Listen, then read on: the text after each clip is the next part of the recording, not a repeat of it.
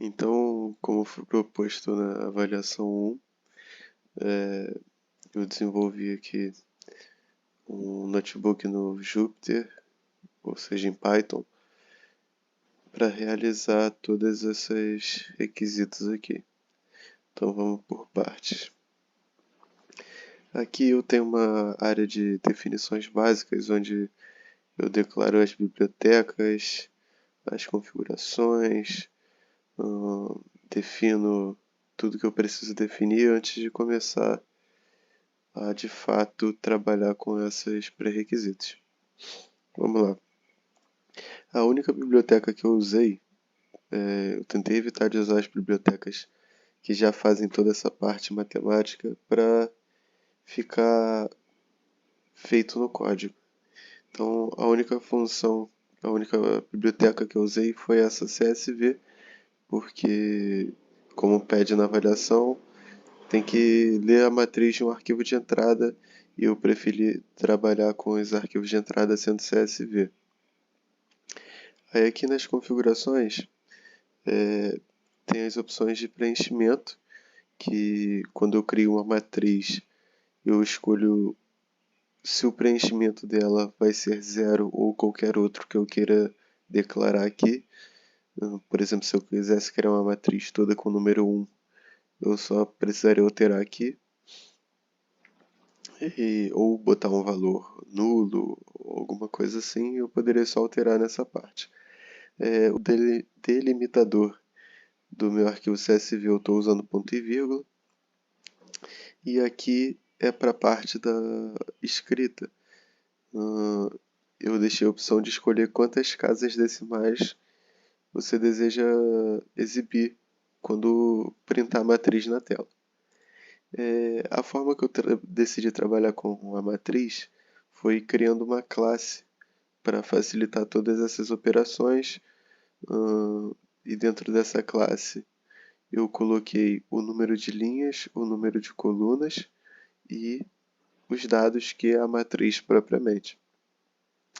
Eu também instanciei a função de printar a matriz e aqui entra a parte da formatação dos decimais e tudo mais e faz a função básica de escrever na tela a matriz.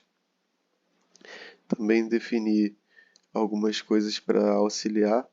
Uma é quadrada, nula e identidade. Quadrada vai retornar a verdade se for uma matriz quadrada, e para isso o número de linhas precisa ser igual ao número de colunas. Para ser nula, eu disse que se vai varrer a matriz toda e se algum elemento for diferente de zero, vai retornar falso, caso contrário vai ser verdade. E identidade, primeiro, para já satisfazer um critério, eu vejo se é quadrada. Se não for quadrada, eu já posso dizer que é falso, não é identidade. Se não, eu vou varrendo a coluna e vendo se quando o número da linha é igual ao número da coluna é 1 e quando não é, se o elemento é 0. Então vamos lá para a leitura dos arquivos. A leitura dos arquivos eu fiz uma função que, a partir da localização do arquivo, já pega a matriz do CSV e retorna um objeto da classe que eu instanciei anteriormente. É bem simples, não vou entrar nesse critério porque não é o principal. Vamos lá agora para os requisitos aqui. Adição e subtração de matrizes. Então, depois de instanciar a classe e os objetos usando os arquivos, fica trivial fazer a soma. É só varrer a matriz A e a matriz B ao mesmo tempo, salvando em outra matriz o resultado. E eu fiz também um teste aqui para, se a matriz B for nula, retornar A, e se a A for nula, retornar B, já que se uma delas for nula, como é o elemento neutro da adição de matrizes, o resultado é a matriz que fica restando. Então aqui, como exemplo, a gente tem aqui a matriz A, que está salva aqui nessa pastinha com as matrizes que eu usei de exemplo. Então tem a matriz A, B, C, D, E e F. Eu uso A e B na soma e subtração, já que é uma operação muito parecida. E a matriz A representada aqui como float, e como eu botei lá no início para aparecer 3 casas decimais, todos os números aparecem. Eu optei por isso para, na parte do escalonamento, não perder a formatação. E aí a soma das matrizes acaba que sai direitinho. Aqui no 00 com o 00 da B dá 7, tá correto aqui. E a subtração é praticamente a mesma função, trocando esse mais aqui. Outra coisa também que eu esqueci de avisar é, dentro dessa soma e da subtração, eu também faço o teste para saber se elas são da mesma ordem. Tem uma função aqui que é a verificação da ordem das matrizes, e se as matrizes não forem da mesma ordem, vai aparecer um erro e vai retornar uma matriz que é vazia. Aqui o exemplo de subtração de matrizes, eu usei a mesma matriz A e B, então 4 menos 3 dá 1, 8 menos 1 dá 7 e assim por diante. Então já acabamos com esse primeiro tópico. Segundo tópico, multiplicação por escalar de matriz. Também fica bem trivial, usando esses objetos já bem trabalhadinhos. E é só varrer linha por linha, coluna por coluna, trocando o dado pelo mesmo dado multiplicado pelo escalar definido, que é um dos parâmetros aqui da função. Então, um exemplo, eu usei uma matriz C, que está salva na mesma pastinha, que é essa matriz daqui, e eu multipliquei ela por 3, tá aqui, ó, o escalar 3. E aí, como pode ser verificado, também dá um resultado certinho. E aí vamos para a multiplicação de matrizes. Já foi mais um tópico. Estamos agora em multiplicação de matrizes. Primeiro, eu fiz uma função para verificar se as matrizes são multiplicáveis, e para isso o número de colunas da matriz A tem que ser igual ao número de linhas da matriz B. E aí vem a função da multiplicação das matrizes. Se as matrizes não são multiplicáveis, vai retornar uma matriz vazia. E aí eu também faço aquela verificação semelhante ao que eu fiz na soma e subtração, que é verificar se é uma multiplicação pelo elemento neutro. Então, se a matriz A for identidade, vai retornar a matriz B. Se a matriz B for identidade, vai retornar a matriz A. E aí vem a operação. Se não for um desses casos especiais, eu vou criar uma outra matriz, que vai ser a matriz que vai salvar o resultado, que vai ter o número de linhas da matriz A e vai ter o número de colunas da matriz B. E aí eu vou passar para cada linha da matriz A, para cada número da linha da matriz A, eu vou passar também um outro valor que é para cada coluna da matriz B, ou seja, eu vou passar um por um, e vou fazer uma soma. A soma vai começar inicialmente com 0 e vou começar a iterar.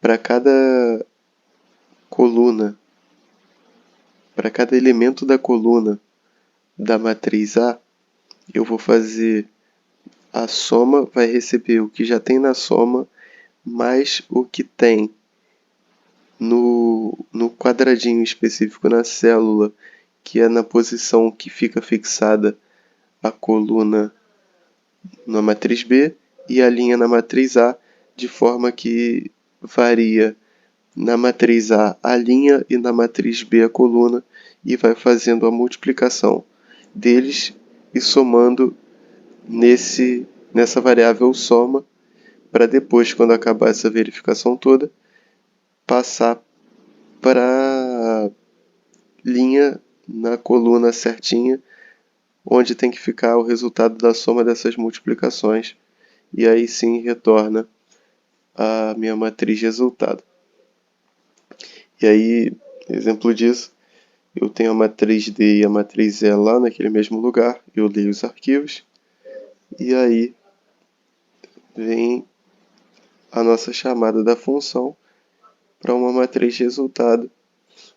E aqui eu coloco uma verificaçãozinha para caso as matrizes não sejam multiplicáveis aparecer uma mensagenzinha aqui. Vamos lá. A matriz A gente tem uma matriz que é 2 por 3 e a matriz B é uma 3 por 2. Então, como o número de colunas da matriz A é igual ao número de linhas da matriz B, ela é uma matriz que pode ser operada. A multiplicação fica então com o número de linhas da matriz A e o número de colunas da matriz B. A gente pode verificar aqui que fica 2 por 2. E vamos lá. Eu já fiz a conta certinho e está batendo, já testei umas 3 matrizes. Já verifiquei o algoritmo linha por linha no papel e parece não ter nenhum erro. Esse resultado aqui está correto. Então a gente finalizou mais uma que é a multiplicação de matrizes. Essa parte a gente já fez também. Faltou o escalonamento de matrizes. Aqui tem uma parte vazia que é a etapa de permutação, que foi uma ideia que eu tive de tentar bolar um algoritmo que seja a implementação de uma árvore de escolha que faça, usando a inteligência artificial, a melhor escolha possível de permutação para ter o menor número possível de operações até o escalonamento ser efetuado. Entretanto, não é um pré-requisito pedido na avaliação 1, é só um projeto pessoal mesmo que depois eu tento desenvolver. Caso vá para frente eu te atualizo. Então vamos lá para a parte que é o que foi pedido de fato, que é o escalonamento. Essa parte aqui é um pouquinho mais confusa, então foi que eu achei necessário deixar alguns comentáriozinhos, poucos, mas dá para entender que algumas partes, por exemplo, essa aqui do fator, eu fiz usando essa parte aqui do livro base, que diz aqui que o L2 recebe, a linha 2 recebe a linha 2, menos um escalar multiplicado pela linha do pivô. Então, opa, aqui é o PDF. Então, vamos lá. Nessa primeira parte, eu efetuo, não sei se chega a ser uma gambiarra, mas pela forma como funcionam os ponteiros no Python e tudo mais, precisa ser feito, porque senão eu estava alterando a parte da matriz A. E aí eu perdi a matriz A que eu trabalhava aqui, de modo que se eu precisasse usar ela depois eu não conseguiria, porque ela teria sido alterada. Então o que eu faço é criar uma matriz escalonada que recebe, que cria um objeto da classe matriz com a quantidade de linhas e de colunas da matriz A. E aí, para copiar essa matriz A para outra sem alterar e sem passar o endereço, eu faço a multiplicação por escalar por 1. Que como a gente está multiplicando tudo por 1 e 1 é elemento neutro da multiplicação, ela não é alterada. Então isso é uma forma de copiar a matriz. E aí eu começo com as iterações. Então, para cada número de linhas da matriz que tem que ser escalonada, a gente vai começar a conferir coluna por coluna se tem um elemento não nulo. E aí, se não tiver, quer dizer, se tiver um elemento que seja não nulo, ele vai alterar a posição e vai fazer isso até usando essa forma aqui de trocar as colunas não, de trocar as linhas sem precisar de um auxiliar, ele vai trocar o que vai estar na matriz escalonada, dados na linha I, pelo que está na J. Então, é como se ele fizesse uma permutação entre a próxima e a atual. E ele vai fazer isso até não ter nenhum elemento não nulo na coluna que a gente está considerando a primeira aqui. Tá. E aí depois a gente vai fazer uma outra interação que vai tirar, adicionando 1 ao i, a primeira linha, que é quando a gente já conseguiu efetuar o escalonamento na primeira linha e vai passar para a segunda. Isso nessa parte aqui. Nessa parte, a gente vai começar a trabalhar nessa coisa do nosso fator de multiplicação. Esse fator aqui, K1. E aí, a gente vai ter aqui o fator. O fator vai ser o elemento que a gente tem que levar para zero, dividido pelo pivô, que está na posição II.